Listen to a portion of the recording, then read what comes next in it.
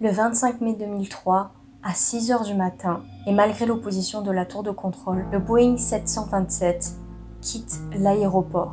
On ne reverra jamais ce Boeing qui est à présent surnommé le Boeing Phantom. Il y a 6 ans, Lars Mittank, un jeune Allemand, disparaît soudainement en Bulgarie à l'âge de 28 ans. Aujourd'hui, le mystère reste entier et il reste à ce jour le cas de disparition le plus mystérieux et le plus médiatisé et le plus partagé sur YouTube. C'est Nathalie Cat. Je fais des vidéos creepy, de paranormal et de true crime.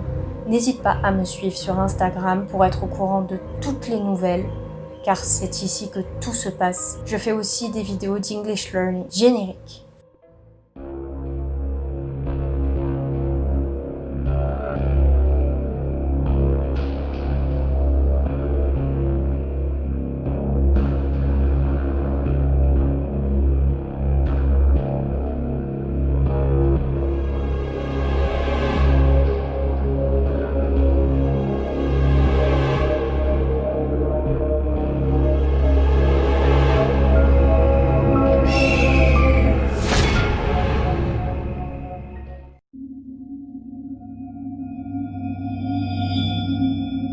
Voici l'histoire du Boeing 727, dit Boeing Phantom. Mais avant, revenons en 1975. Un Boeing sort des ateliers de Boeing. Son numéro de série, le 20 985. L'appareil est d'abord acquis par American Airlines jusqu'en 2001 et pendant 26 ans, l'avion va survoler les États-Unis. Fin 2001, il est finalement retiré du service par American Airlines et vendu à une société basée à Miami appelée Aerospace Sales and Leasing. Et c'est là que l'histoire commence réellement. En Angola, la compagnie nationale TAG Angola Airlines loue l'avion. Il restera stationné à Luanda, donc c'est la capitale de l'Angola. Là-bas, il restera sur le tarmac de l'aéroport pendant plus de 14 mois. Donc c'est plus d'1 an, c'est énorme. Et l'avion est comme hors service. Plus d'1 an sans aucun vol. Puis, l'IRS Airlines au Nigeria décide de louer l'avion et de reconvertir l'appareil pour le faire voler de nouveau. La compagnie aérienne décide alors d'employer 2 personnes dont je vous demande de retenir les noms car ils sont très importants. Ces 2 personnes vont assurer la maintenance de l'appareil. Ces 2 hommes sont Benjamin Charles Padilla, officier mécanicien américain, et son assistant congolais, John Michael Mutantu. Arrive alors la fameuse date du 25 mai 2003. Les 2 hommes doivent préparer l'avion en vue d'un vol. Alors, on précise que ni Padilla ni Mutantu n'étaient des experts en vol. Padilla avait seulement une licence pour des appareils, on va dire, légers, donc absolument pas des Boeing, absolument pas ce Boeing 727, et Mutanta savait pas du tout piloter, n'avait jamais piloté, même pas un petit avion. Donc aucun ne possédait les qualités d'un pilote de Boeing. Sans demander la permission de la tour de contrôle, les 2 hommes prennent le contrôle du Boeing pour s'envoler, ce qui est absolument interdit et déconseillé. Peu après, le transpondeur, donc transpondeur c'est l'appareillage qui permet d'être relié à la tour de contrôle pour que les radars repèrent l'avion ainsi que sa position. Il est coupé peu de temps après que l'avion se soit envolé de façon totalement clandestine, on le rappelle, et les lumières de navigation sont complètement éteintes aussi. C'est vraiment une situation, je ne sais pas si vous vous rendez compte de la situation. 2 hommes qui n'ont absolument jamais piloté de Boeing, dont un qui n'a jamais piloté aucun appareil, s'envolent vers on ne sait où. Donc nous avons 2 individus inexpérimentés aux commandes. On suppose que Padilla est aux commandes à ce moment-là parce que c'est le seul à avoir piloté des appareils. Voilà, mais c'est juste une supposition jusqu'à maintenant. Mais quelque chose ne colle pas. En effet, selon le manuel d'utilisation du Boeing 727, son pilotage nécessite 3 personnes. C'est-à-dire que s'il n'y a pas 3 personnes, il est impossible de le piloter. Qui est la fameuse 3e personne dont on n'a jamais entendu parler? en supposant qu'il y ait bien eu une troisième personne. Donc ce manuel des procédures d'urgence du Boeing nous souligne bien ce point essentiel qui est que 3 personnes, obligatoirement, c'est même pas peut-être ou de façon non obligatoire. Non, c'est obligé. Il n'y a même pas à discuter, il n'y a même pas à épiloguer, il faut 3 personnes automatiquement. Une troisième personne les aurait-ils rejoints? Le Boeing 727 fonce vers l'océan Atlantique, vers le sud-ouest. Jamais ils n'ont été revus depuis. Ce Boeing 727, il avait la particularité d'avoir été loué pour servir la livraison de carburant, donc le kérosène, entre les mines de diamants. Là, ça fait tilt à ce moment-là. Et il transportait 40 000 litres de kérosène et tous les sièges passagers avaient été enlevés. Il ne restait que quelques sièges pour Padilla et son assistant. Et peut-être quelqu'un d'autre, ce qu'on suppose. Vu que cela suit le 11 septembre, rappelez-vous, on est en 2003, le 11 septembre 2001, c'est l'anniversaire de l'attentat des Tours Jumelles. Donc les États-Unis commencent à s'inquiéter fortement de la disparition du Boeing, soupçonnant fortement un détournement d'avion. Parce que vous savez que le 11 septembre 2001, pour tous les 2000, il s'agit de 2 avions qui ont été détournés, malheureusement. Donc il y a non seulement les victimes des 2 tours, mais il y a aussi les victimes qui étaient dans les 2 avions. Ne l'oublions pas, qui ont été détournés par les terroristes. Et à ce moment-là, ils supposent que ce sont des terroristes qui auraient détourné l'avion pour faire un attentat dans les pays de l'ouest de l'Afrique. Donc, ils commencent à avoir très peur de ça. Donc, la FBI et la CIA se mettent sur le coup. Pourquoi est-ce qu'on dit pas CIA? Parce qu'on dit bien FBI avec la prononciation des lettres anglaise. Je ne sais pas, dites-moi dans les commentaires. Ça me permettra de voir si vous avez suivi l'histoire. Après enquête, donc le FBI et la CIA sur le coup, je vous rappelle, ils concluent qu'il n'y a aucune organisation qui est mise sur le coup. On va leur faire confiance, donc l'avion n'a pas été détourné. Autre hypothèse, fait étrange, si l'avion avait été détourné pour, par exemple, vu qu'il se dirigeait vers des mines de diamants, puiser dans ces mines-là, faire une demande de rançon. Où sont passés Padilla et Matantou alors à ce moment-là? Autre fait étrange, des témoins disent avoir aperçu Matantou et Padilla en Guinée autour de la ville de Conakry en juillet 2003. Et ils sont sûrs de les avoir vus. Que s'est-il passé? On n'a pas retrouvé d'avion, mais il y aurait ces 2 hommes-là en liberté parce qu'il y a mandat d'arrêt international, je le souligne, qui a été émis par le FBI à l'encontre de Padilla, vu que c'était un avion qui transportait 40 000 litres de kérosène, ne l'oublions pas. Et puis 2 mois plus tard, donc en septembre 2003, ils auraient été réaperçus dans la même ville. Mais le FBI dit que les témoins ne sont pas très crédibles et qu'il ne faut pas vraiment y croire, logiquement. Est-ce que vous y croyez, vous? Dites-moi. La sœur de Padilla, quant à elle, pense que Padilla et Matantou sont peut-être retenus en otage quelque part, on ne sait pas, et qu'ils sont interdits de vol depuis maintenant bien longtemps. Toujours est-il que nous n'avons jamais à ce jour retrouvé aucune trace du Boeing. Un Boeing, au bout d'un moment, il y a des pièces qui vont se retrouver. Vous pensez bien qu'ils ont cherché dans l'océan, ils n'ont jamais rien retrouvé, ni les boîtes noires. On rappelle que tous les signaux étaient coupés dès le départ, il n'y avait ni lumière, il y avait l'appareillage permettant d'être relié au radar qui a été coupé. Que s'est-il passé? Est-ce que Padilla et Matantou sont partis avec le magot? Sont-ils retenus quelque part? Sont-ils morts? Se sont-ils crachés quelque part? Un endroit tellement reculé que on ne peut pas retrouver, on ne peut pas accéder aux boîtes noires? Mystère. Le mystère reste à ce jour non élucidé.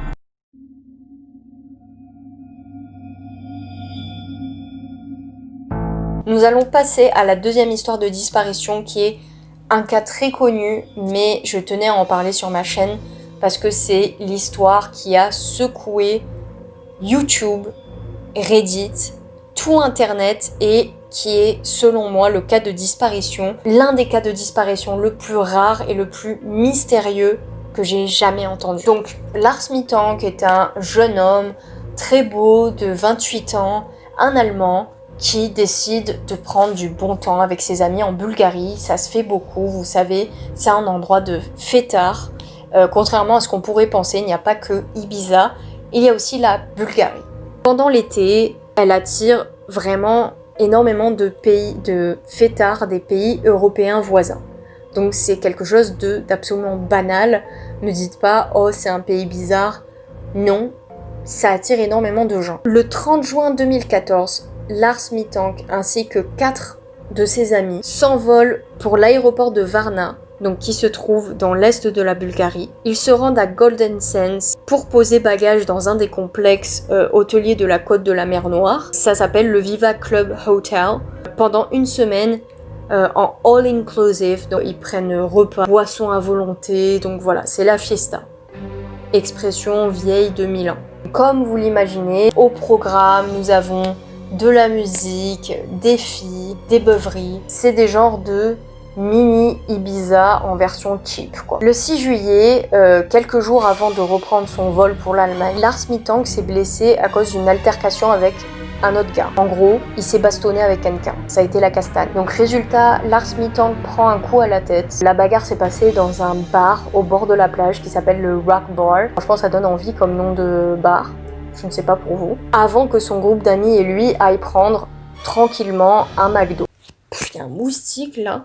Ginger, tu peux pas faire ton boulot et manger les moustiques? Il s'en fout. Mais pendant que ses potes passent la commande au McDo, lui il reste dehors, il dit qu'il n'a pas faim. Peut-être à cause de la castagne.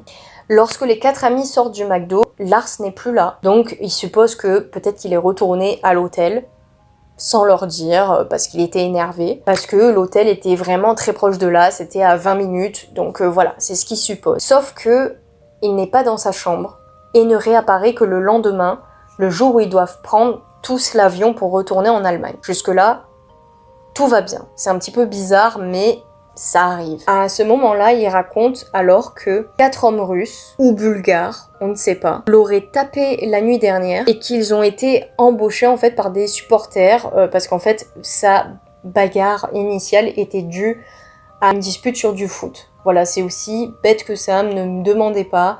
Les hommes peuvent être un petit peu idiots, comme les femmes d'ailleurs. Donc du coup, il est vraiment très mal en point. Il ne se sent pas bien, mais il n'y a aucun témoin pour ce qui est de la bagarre. Donc c'est un petit peu étrange. Il parle d'une bagarre, mais en tout cas, personne ne l'a vu. Personne n'a rien entendu. C'est le calme plat. Du coup, il a mal à l'oreille et à la mâchoire. On va lui faire un diagnostic d'un tympan perforé. D'abord par le médecin généraliste, puis par un ORL. Et on lui dit, en fait, à l'hôpital, on lui dit qu'il faut qu'il se fasse opérer. Mais vu qu'il refuse, on lui prescrit un antibiotique, en fait, pour prévenir les douleurs de l'oreille. Ce médicament, c'est du cefuroxime de posologie 500 mg. Donc c'est pas mal. Par voie orale, en fait, ce médicament est utilisé normalement contre les bronchites, les pneumopathies, les sinusites, enfin bref, voilà, c'est un antibiotique. Alors, vous allez me poser la question, y a-t-il des effets secondaires? Enfin, vous me posez pas la question, mais j'anticipe. Eh bien, il peut y avoir, en lisant un article qui est vraiment bien écrit, de Camille, eh bien c'est un médicament qui peut déclencher des psychoses de paranoïa. L'article décrit par cette fille-là décrit qu'il y a un cas, rare certes, d'une femme de 35 ans ayant développé, suite à la prise de ce médicament, un cas de psychose rare. Donc on a déjà ça, retenez bien ça. Elle a eu des hallucinations et des comportements bizarres suite à la prise de ce médicament. Et un comportement bizarre un jour après la fin de son traitement. Et tous les examens qui ont été faits ont révélé que tout était normal dans son cerveau. Et son état de psychose a disparu totalement 5 jours après la prise de ce médicament. On se demande, est-ce que Lars Mittank a bien suivi la dose prescrite? C'est-à-dire, est-ce qu'il en a pas pris un peu trop? Vous allez voir pourquoi je me pose cette question. Le médecin lui déconseille aussi fortement également de prendre l'avion tous les jours qui suivent parce que ça pourrait abîmer ses oreilles. Donc du coup, ses amis insistent pour repousser le vol, pour rester avec lui normal. Ils vont pas le laisser de côté en arrière. ou le laisser seul dans un pays inconnu. Mais il refuse catégoriquement, comme il a refusé l'opération, il va refuser que ses amis restent avec lui. Bizarre. Il leur demande juste de ne pas s'inquiéter. Donc, mis à part cette bagarre que décrit Lars, il n'y a eu aucun incident pendant ces vacances-là. Les amis sont formels. Donc, après le départ de ses amis, le 7 juillet, Lars Mittank réserve une chambre dans un hôtel un peu plus modeste, vu que vous vous rappelez qu'ils étaient dans un hôtel Palace. Donc c'est un hôtel proche de l'aéroport de Varna qui est dans un quartier proche de Maksuda. Donc c'est l'hôtel Color. Donc dans l'article que j'ai lu, apparemment 90% des gitans vivent dans ce coin-là. Donc c'est un quartier un peu plus modeste que l'hôtel dans lequel il résidait. Donc son ami Paul Roman confirme que Lars était totalement détendu lorsqu'ils l'ont laissé sur place. Donc les amis, je trouve que c'est... D'accord, ils ont insisté, il a catégoriquement refusé, mais pour ma part, je ne sais pas si j'aurais laissé... Enfin, je ne juge pas, mais je ne sais pas si j'aurais laissé un ami seul alors qu'on était à 5 dans un pays inconnu. Je ne sais pas. Seulement quelques heures après le départ de ses potes, Lars commence complètement à perdre les pédales. Vers minuit, il agit bizarrement, comme le montre une caméra de sécurité de l'hôtel. On l'y verrait en train d'épier à la fenêtre, de faire les 100 pas, de se cacher dans un ascenseur. Moi, ça me rappelle un cas, le cas de l'hôtel Cecil, du Cecil Hotel aux États-Unis. Je ne sais pas si vous avez entendu parler de cette histoire, mais c'est juste l'histoire la plus connue de disparition, enfin, on ne sait pas, de meurtre. La femme était totalement dans un état de psychose. Je vous laisse aller regarder, vous tapez Cecil Hotel, femme disparue. En fait, il est décrit comme apeuré et paranoïaque. On ne sait pas, en fait, il a peur de quelque chose, mais on ne voit pas cette chose. Ça me fait penser aussi à ce cas-là. Donc regardez cette vidéo, il y a énormément de vidéos qui documentent ce cas. À plusieurs reprises, il appelle sa mère, donc il a toujours contact avec l'extérieur. Il lui confie qu'il se sent absolument pas en sécurité, qu'il faut qu'elle bloque ses cartes bancaires. Alors là, tu te demandes, mais pourquoi ? Est-ce qu'il a peur que quelqu'un fasse des prélèvements sur son compte bancaire, lui fasse du chantage à l'argent, on ne sait pas. Il est persuadé que des hommes le suivent et qu'ils en ont après lui. Il lui sort même par message, oui, il y a 4 messieurs qui me veulent du mal. Il demande aussi des infos sur le médoc qui a été donné par le médecin. Donc ça, c'est un petit peu normal, peut-être qu'il se doute qu'il a des effets secondaires, voilà, une psychose. C'est un bon réflexe. Dans les suppositions que j'ai lues, vu qu'il répétait tout le temps le mot pilule, il y en a qui pensent qu'il y aurait affaire avec un trafic de drogue et qu'il aurait été embarqué dedans. Voilà, c'est un coin qui était assez chaud. On ne sait pas. Il disait aussi que les murs de l'hôtel étaient très fins, donc il pouvait pas beaucoup parler, il avait peur qu'on l'écoute, que les murs avaient des oreilles. Ça peut être vrai. Donc que n'importe qui peut l'entendre et qu'il y a surtout ces 4 hommes à l'affût du moindre de ses mouvements. Dit-il la vérité? Est-il dans un délire paranoïaque? C'est ce que nous allons voir. Vers 1h du matin, il est vu au travers des caméras de sécurité sortant de son hôtel. Il y serait retourné un petit peu plus tard pour y terminer sa nuit. Et à ce moment-là, personne ne sait où il est allé. A-t-il rejoint ces fameuses personnes qui le menaçaient? A-t-il rejoint d'autres personnes? Est-ce que c'était bien la première fois qu'il allait en Bulgarie?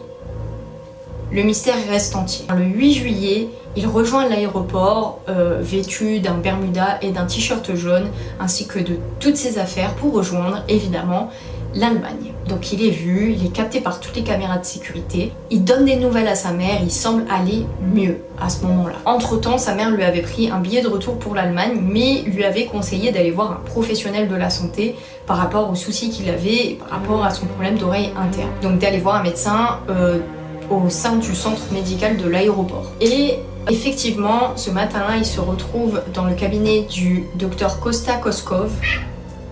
Non, Ginger me signale que j'ai mal dit le nom, c'est Kosta Kostov, qui est médecin au centre médical de l'aéroport. Le médecin explique ensuite à la police, après la disparition de Lars, que Lars était très... Il n'arrête pas de miauler depuis tout à l'heure. Lars était très anxieux, qu'il divaguait beaucoup et qu'il semblait épuisé émotionnellement. Donc il n'était pas totalement bien comme sa mère le disait. Mais sa mère en même temps ne l'avait pas en face d'elle. Et lorsqu'il lui a posé des questions sur son traitement, il lui a confié le fait qu'il avait peur de mourir et qu'il voulait partir. Donc, encore quelque chose de bizarre, était-il menacé? Il aurait hurlé en croisant un autre patient « Je ne veux pas mourir, je veux partir ». Donc, est-ce que c'était toujours un délire? Est-ce qu'il divaguait? Ou est-ce qu'il avait vraiment la menace d'autres personnes? Est-ce qu'il était suivi? Apparemment, ce témoignage s'est révélé être faux selon la famille. Apparemment, 45 minutes après être rentré dans l'aéroport, Lars s'enfuit et il s'est enfui en fait en plein examen médical alors qu'un fonctionnaire aurait interrompu cet examen médical. Il aurait pris la fuite au travers de l'aéroport. Je vous montre les images.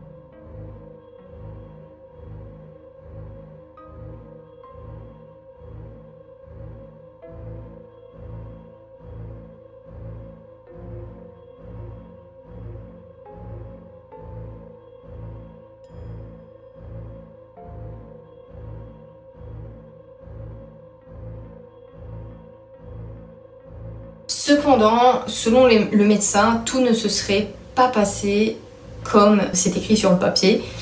Pas du tout, il ne venait pas de sortir du centre médical, c'était autre chose. Et évidemment, la caméra de surveillance de l'aéroport a enregistré cette scène à 6h du matin. On en arrive donc au point de la vidéo virale qui tourne sur le net, de partout en fait, sur YouTube et tutti quanti, de Lars qui court sans se retourner et en laissant ses affaires, c'est-à-dire passeport, papier d'identité, bagages, tout derrière lui. Il court sans se retourner.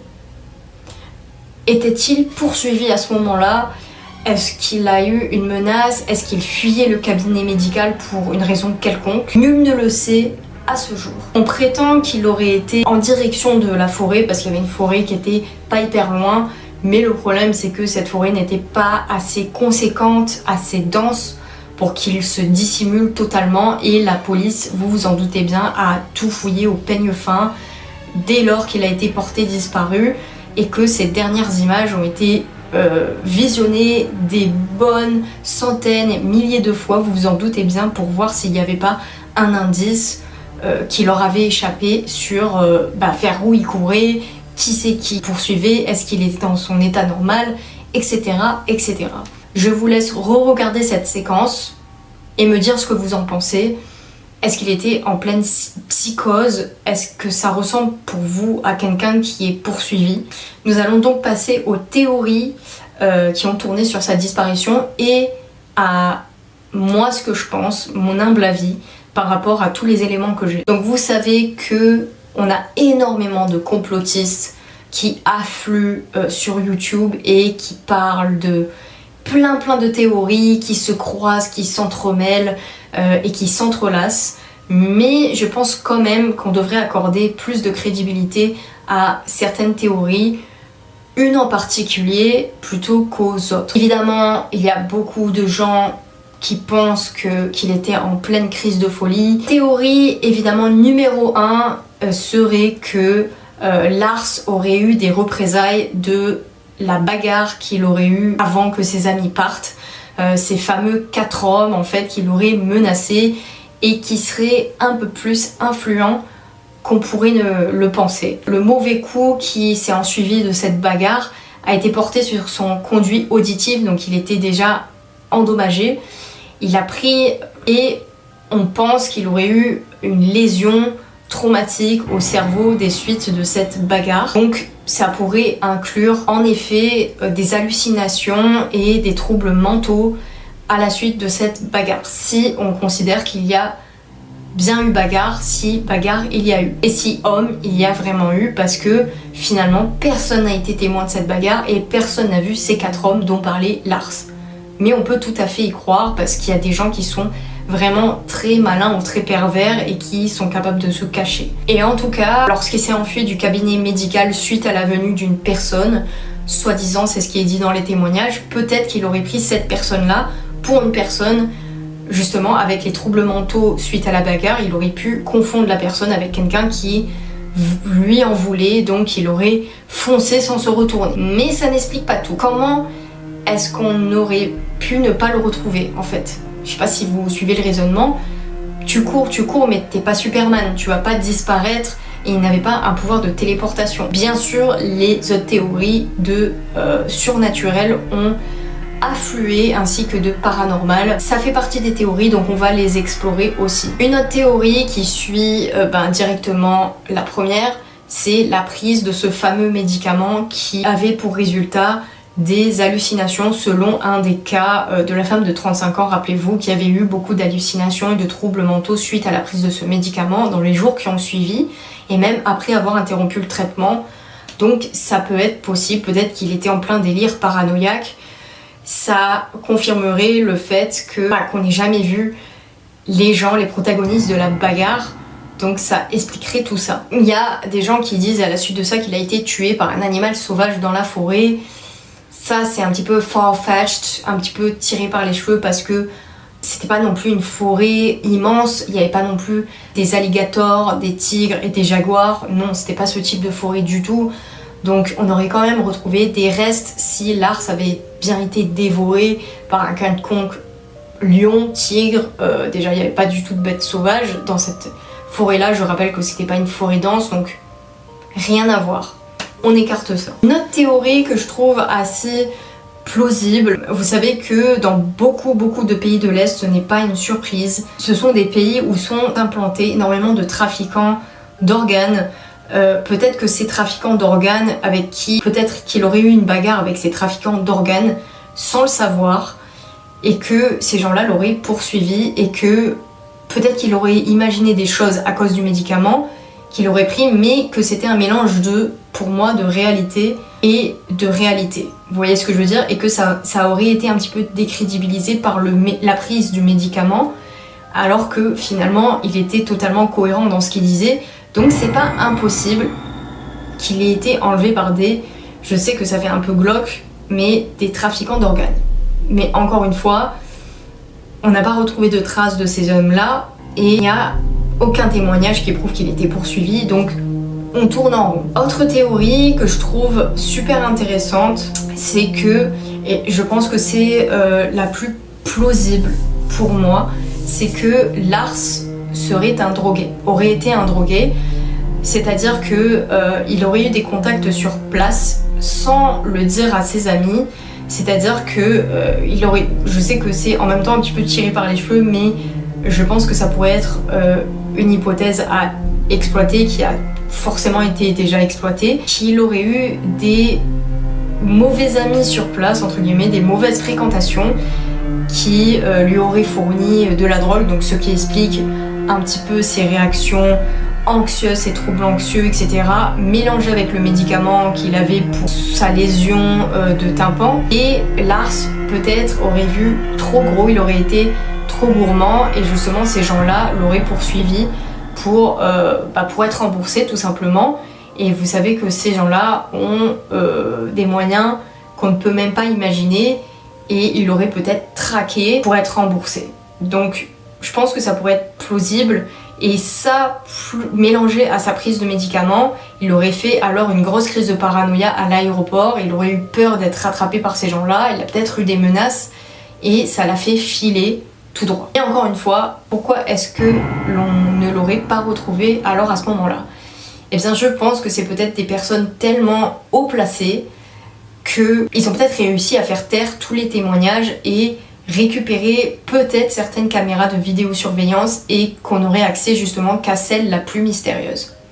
Dites-moi ce que vous pensez en commentaire, mais je pense que ça pourrait être plausible. Ça, mélangé aux médicaments qu'il prenait pour sa lésion des tympans, ça pourrait être plausible. Donc Lars était peut-être quelqu'un d'accro à une drogue. La dernière théorie que j'ai trouvée donc sur la même page dont je vous ai parlé, de Camille, c'est que Lars aurait été un transporteur de drogue, en fait une mule, et qu'il aurait eu des représailles par la suite. Est-ce qu'il aurait pris le risque de transporter de la drogue en prenant le risque aussi de rester seul, sans ses amis, pour ensuite repasser les frontières européennes? C'est encore une piste à explorer. Il aurait peut-être ingurgité toute sa came tout simplement et aurait eu une mauvaise réaction. Vous savez qu'un seul médicament peut vous envoyer en hôpital psychiatrique. Je me rappelle que j'avais un pote à la fac qui m'avait parlé de quelqu'un de sa famille qui malheureusement avait pris un exta et s'était retrouvé en hôpital psychiatrique en prenant qu'un seul cachet. Donc on ne peut pas savoir. Le cerveau, rappelez-vous, est une mécanique très très délicate et raffinée, et si dans cette raffinerie vous changez une seule chose avec un médicament, une substance, voilà, qui va mal réagir, selon les personnes ça va faire des ravages différents, et là Lars est peut-être tombé complètement dans la paranoïa. On en arrive à une autre théorie, mon avant-dernière théorie, ma dernière théorie, c'est qu'il serait devenu, à la suite de la prise de ces drogues, si on reste dans ce thème-là, il serait devenu schizophrène, parce que selon sa famille et ses amis, il était totalement normal, il n'avait aucun trouble psychiatrique, psychologique. Après, je suis d'accord que certaines personnes, certains troubles se révèlent un peu plus tard, donc on sait que vers la fin de la vingtaine, il y a des troubles qui peuvent se révéler, mais là, je pense que ces troubles-là se sont révélés à cause de la prise de certains médicaments, notamment son traitement, ainsi que de la drogue si on considère que c'était un passeur. Et je pense que Lars, et je pense pas me tromper, est devenu schizophrène à la suite de ça et ne s'est plus du tout contrôlé, et c'est ce qui l'a poussé à courir sans se retourner. En explorant, alors sans savoir, j'avais pensé à ça sans voir les hypothèses de la police, mais la police a beaucoup creusé la piste de la drogue et malheureusement n'ont trouvé aucune réponse à leurs questions. Tandis que la famille et les amis de Lars privilégient plutôt la piste du trafic d'organes. On l'aurait repéré, il aurait été tout seul, il aurait eu une bagarre avec quelqu'un et ça aurait tout déclenché. Voilà. Et vous savez qu'il y a des gens, c'est pour ça que je vous dis ne voyagez jamais seul. Je vous donne toujours comme conseil à la fin de mes vidéos, soyez jamais seul, n'allez jamais seul chez quelqu'un, ne faites pas confiance aux inconnus et surtout ne restez pas dans un pays inconnu tout seul.